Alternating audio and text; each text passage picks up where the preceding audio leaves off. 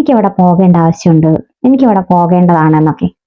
ഇതൊക്കെ എങ്ങനെയാണ് പറയാ എന്നാണ് ഇന്നത്തെ ക്ലാസ് നമ്മൾ പഠിക്കാൻ പോകുന്നത്. അതിന് ഐ നീഡ് വെച്ച് പറയാം. I need to. I need to.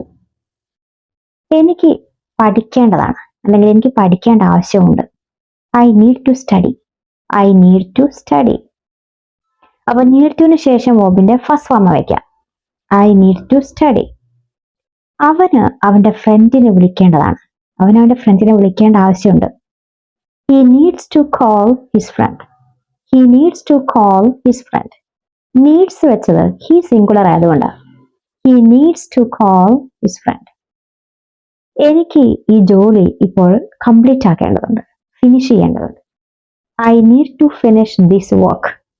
I need to finish this work. Okay. എനിക്ക് ഇന്ന് രാത്രി നേരത്തെ ഉറങ്ങേണ്ടതാണ്.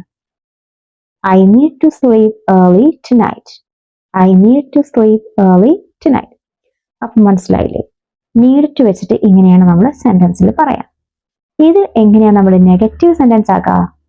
അതിന് ഐ ഡോണ്ട് അല്ലെങ്കിൽ ഡോണ്ട്, സിംഗുലർ ആണെങ്കിൽ ഡസന്റ് എന്ന് വെച്ചെടുത്താൽ നമുക്കിത് നെഗറ്റീവ് സെന്റൻസ് ആക്കി പറയാം. എനിക്ക് അവളെ വിളിക്കേണ്ടതില്ല അല്ലെങ്കിൽ എനിക്ക് അവളെ വിളിക്കേണ്ട ആവശ്യമില്ല എന്നൊക്കെ പറയാറില്ലേ? അതെങ്ങനെ പറയാം? I don't need to call her. I don't need to call her. എനിക്ക് അവളെ വിളിക്കേണ്ടതില്ല.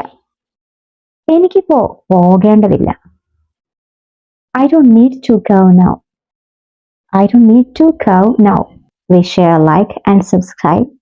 Then click the bell icon to get the notification. Thanks for watching.